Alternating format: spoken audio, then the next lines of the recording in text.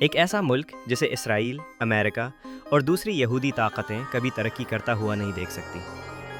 اسی سرزمین پر ہماری دنیا میں سب سے پہلا قتل بھی ہوا تھا۔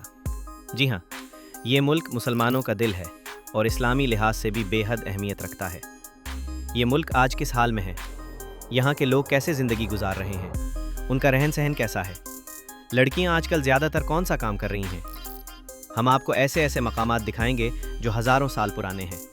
اس سرزمین پر قابض عیاش حکمران جب یہاں سے بھاگا تو دنیا نے ایسا منظر دیکھا کہ سب کے ہوش اڑ گئے۔ جو اس کے خلاف بات کرتا وہ اس کے ساتھ کیسا سلوک کرتا تھا اور اسے کہاں رکھتا تھا؟ ایران اسے کیوں سپورٹ کرتا تھا؟ اور آج یہاں کس کی حکومت ہے؟ اس کی تاریخ کیا ہے؟ یہ سب کچھ آپ آج کی ویڈیو میں جانیں گے، تو اس لیے اس ویڈیو کو آخر تک لازمی دیکھنا۔ یہ سرزمین جسے اردو میں شام اور عربی میں سوریہ کہا جاتا ہے، بحر روم کے مشرقی ساحل پر بسی وہ مقدس عرب دھرتی جو مسلمانوں کی نظر میں بے پناہ اہمیت رکھتی ہے۔ ناظرین، یہاں کے رہنے والے لوگ خالص عربی نسل ہیں اور ان کی زبان بھی وہی مقدس عربی ہے۔ ناظرین، شام کا کل رقبہ 18,510 مربع کلومیٹر ہے اور یہاں کی مجموعی آبادی 2,50,753 نفوس پر مشتمل ہے۔ رقبے کے اعتبار سے یہ ملک دنیا بھر میں 78ویں نمبر پر، جبکہ آبادی کے لحاظ سے 17ویں نمبر پر شمار ہوتا ہے۔ ہر مربع کلومیٹر میں اوسطاً 118 افراد آباد ہیں۔ شام کے کل رقبے کا 1% حصہ پانی پر مشتمل ہے۔ اگر ہم شام کی تاریخ کا سفر کریں تو پتہ چلتا ہے کہ یہ مقدس سرزمین 12,000 سال قبل بھی آباد تھی۔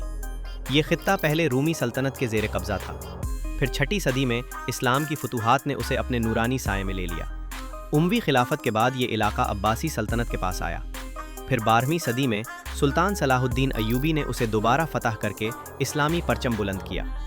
بعد ازاں یہاں سلطنت عثمانیہ کا دور شروع ہوا اور یہ خطہ عثمانیوں کی حکمرانی میں رہا۔ پھر برطانیہ نے عثمانیوں کو شکست دی اور اس کے بعد فرانس نے اس سرزمین پر قبضہ جما لیا۔ بالآخر دوسری جنگ عظیم کے بعد سن 1946 میں شام نے فرانس سے آزادی حاصل کی۔ ناظرین، مگر افسوس موجودہ دور میں شام کی حالت بدترین ہے۔ خانہ جنگی نے اس ملک کو تباہ و برباد کر دیا ہے۔ عوام لاوارث، شہر کھنڈر بن گئے اور بیرونی طاقتوں نے اس ملک کو اندر سے کھوکھلا کر دیا، اور یوں لگتا ہے جیسے اسرائیل کی بدنظری نے بھی اسے بربادی کی طرف دھکیل دیا ہو۔ اب بات کرتے ہیں دمشق کی، شام کا سب سے بڑا اور عظیم دارالحکومت۔ اس کا کل رقبہ 105 مربع کلومیٹر ہے اور یہاں 25,130,000 سے زائد لوگ آباد ہیں۔ دمشق نہ صرف قدیم ہے بلکہ بے حد مقدس بھی۔ مکہ، مدینہ اور بیت المقدس کے بعد یہ اسلام کا چوتھا مقدس ترین شہر مانا جاتا ہے۔ ناظرین، شام کے لوگ بے حد خوش اخلاق، نرم دل اور حیرت انگیز طور پر مہمان نواز ہیں۔ ان کی تہذیب، اخلاق اور محبت دیکھ کر دل خود بخود ان کا گرویدہ ہو جاتا ہے کہ اللہ رب العزت اس مقدس سرزمین کی حفاظت فرمائے اور یہاں رہنے والے ہر مسلمان بھائی اور بہن کو اپنی پناہ میں رکھے۔ آمین ثم آمین۔ اگر شام کے جغرافیہ پر نظر ڈالیں تو یہ ملک مغرب میں بحر روم سے جڑا ہوا ہے، شمال میں ترکی، مشرق اور جنوب مشرق میں عراق، جنوب میں اردن، جبکہ جنوب مغرب میں اسرائیل اور لبنان اس کی سرحدوں سے ملتے ہیں۔ شام کی آبادی کا 78% حصہ مسلمان ہیں، 10% کرسچن اور باقی 3% دروز مذہب کے پیروکار ہیں۔ عربی کے ساتھ ساتھ یہاں کردش، ترکی، انگریزی اور کئی مقامی زبانیں بھی بولی جاتی ہیں، جو اس ملک کے ثقافتی تنوع کی خوبصورت جھلک دکھاتی ہیں۔ ناظرین، شام کا سالانہ GDP 11.8 بلین ہے اور فی کس آمدنی صرف 5,533 بنتی ہے۔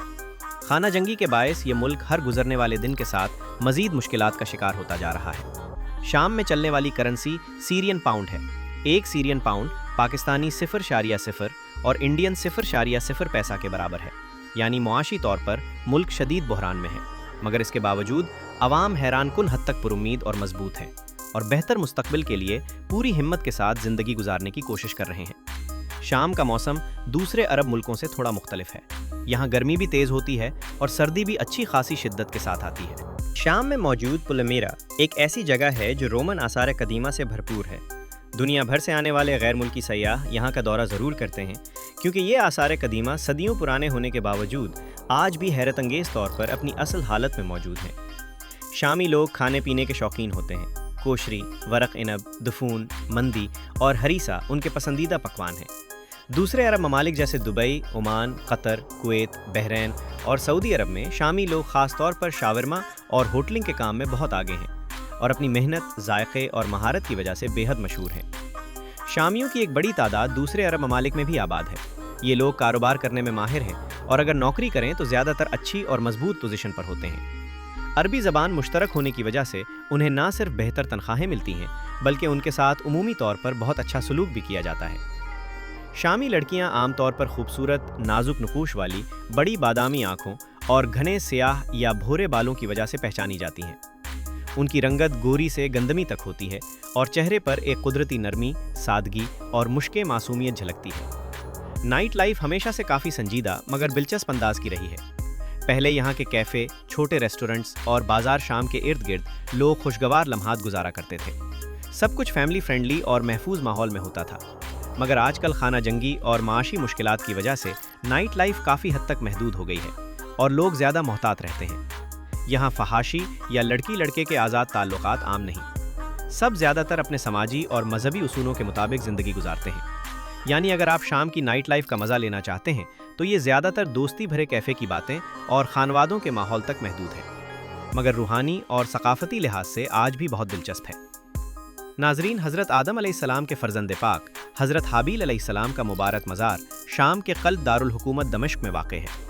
इसे मस्जिद नबी हाबीलुस्सलाम के नाम से पुकारा जाता है। ये पूरा मज़ार एक ऊंची पहाड़ी के दामन में कायम है। हज़रत हाबील को उनके भाई हज़रत काबील ने कत्ल किया था और ये वो दोनों बुज़ुर्ग हस्तियाँ हैं जो हज़रत आदम के पहले दो बेटे थे। इससे ये हकीकत भी सामने आती है कि दुनिया का पहला कत्ल शाम की इसी धरती पर हुआ था। शाम में तालीम की हालत जंग की तबाहकारियों के बावजूद आहिस्ता आहिस्ता संभल रही है, मगर मुश्किलात अब भी बहुत ज़्यादा हैं। मुल्क के तकरीबन 40% स्कूल तबाह या शदीद मुतासर हो चुके हैं, इसलिए आज भी लाखों बच्चे बेहतर तालीम से महरूम हैं। इसके बावजूद तकरीबन 4 मिलियन बच्चे स्कूल जाते हैं जबकि 2,400,000 बच्चे स्कूल से बाहर। 4 मिलियन बच्चे स्कूल जाते हैं जबकि 2,400,000 बच्चे स्कूल से बाहर हैं। शाम में इस वक्त 7 सरकारी और तकरीबन 20 निजी यूनिवर्सिटियाँ मौजूद हैं, जिनमें ज़्यादातर जगहों पर लड़के और लड़कियाँ इकट्ठे पढ़ते हैं। यूनिवर्सिटियों में तालीम का मेयार जंग से पहले के मुकाबले में कमज़ोर हुआ है। शाम का अस्पताल निज़ाम इस वक्त शदीद दबाव में है। जंग और माशी बहरान ने ज़्यादातर सरकारी और निजी अस्पतालों को मुतासिर किया है। यहाँ तक कि मुल्क के तकरीबन आधे से ज़्यादा तिब्बी मराकज़ या तो जुज़वी तौर पर चल रहे हैं या मुकम्मल तौर पर बंद हो चुके हैं। 1970 से शाम पर अल असद ख़ानदान की मजबूत और सख्त मरकज़ी हुकूमत कायम हुई। जब हाफिज़ुल असद ने एक सियासी बगावत के बाद इक़्तिदार संभाला और मुल्क के सदर बने, उन्होंने फ़ौज, खुफिया इदारों और बैस पार्टी को अपनी गिरफ्त में लेकर एक आमराना निज़ाम कायम किया जो 3 दहाइयों तक कायम रहा। 2000 में हाफिज़ुल असद के इंतकाल के बाद उनके बेटे बशारुल असद ने सदारत संभाली और इसी सख्त तर्ज़ हुक्मरानी को आगे बढ़ाया। बशारुल असद का पस मंज़र अलवी अक़लियत से है और उनकी ताकत फ़ौजी क़यादत, सिक्योरिटी इदारों और ख़ानदानी नेटवर्क की मजबूत हिमायत से जुड़ी रही। वक्त के साथ अवामी नाराज़गी, बदउनवानी, मुआशी बहरान और 2011 की खाना जंगी ने हुकूमत को हिलाकर रख दिया। मुल्क कई हिस्सों में बंट गया। 2024 में इसका बड़ा हिस्सा ख़त्म हो गया और दमिश्क पर उबूरी और इनकलाबी हुकूमत कायम हुई। आज शाम में उबूरी हुकूमत अहमद शरा की सरबराही में चल रही है, जो बागी ग्रुपों से ताल्लुक़ रखती है और अवामी हिमायत हासिल कर रही है। जब बशारुल असद शाम से भागा तो इसके महल से लाखों डॉलर की लग्जरी गाड़ियाँ, कीमती असासे और महंगी अशिया जब्त की गईं। अल असद एक शिया अलवी फ़िरक़े से ताल्लुक़ रखता था और इसी बुनियाद पर ईरान हमेशा इसकी हिमायत करता रहा, क्योंकि ईरान के लिए शाम में एक शिया हुकूमत का होना मशरिक़ वस्ता में अपना असर और रसूख बरकरार रखने के लिए अहम था। ईरान ने फ़ौजी तरबियत, हथियार और माली मदद फराहम की ताकि अल असद हुकूमत को मुस्तहकम रखा जा सके और इसके मुखालिफ बागी ग्रुपों के खिलाफ ताकतवर बनाया जा सके। इस हिमायत की वजह से बशारुल असद को खित्ते में एक मजबूत इत्तेहादी समझा जाता था और ईरान ने हमेशा शाम में अपनी सियासी और फ़ौजी पोजीशन मजबूत रखने के लिए इसे सपोर्ट किया। बशारुल असद का दौर शाम की आवाम के लिए बहुत सख्त और दर्दनाक रहा। इसकी जेलें बदनाम थीं, जहां लाखों बेगुनाह लोगों को कैद किया गया। बाज़ तो सिर्फ हुकूमत की मुखालफत या ख़यालात के सबब पकड़े गए थे। कैदियों के साथ बेहसी और जुल्म होता था, उन्हें बुरे हालात में रखा जाता, बहुत कम खाना और पानी मिलता और सख्त जिस्मानी और जहनी सज़ाएँ दी जाती थीं। छोटे बच्चों, औरतों और बूढ़ों समेत ख़ानदान के अफद भी इस खौफनाक माहौल में दबाए गए और कई लोग अपनी आज़ादी, खुशियाँ और ज़िंदगी की बुनियादी इज़्ज़त से महरूम हो गए। बशार अल असद की हुक्मरानी में इंसानियत का दुख और दर्द हर कैदी की ज़िंदगी में गहरा नक्श छोड़ गया और ये सब शाम के लोगों के दिलों पर एक हमेशा का ज़ख्म बन गया। शाम की उन खुफिया और बदनाम जेलों में लोग 5 साल, 10 साल, बल्कि कुछ तो 15 से 20 साल तक भी बगैर किसी अदालत या जुर्म के कैद रखे गए।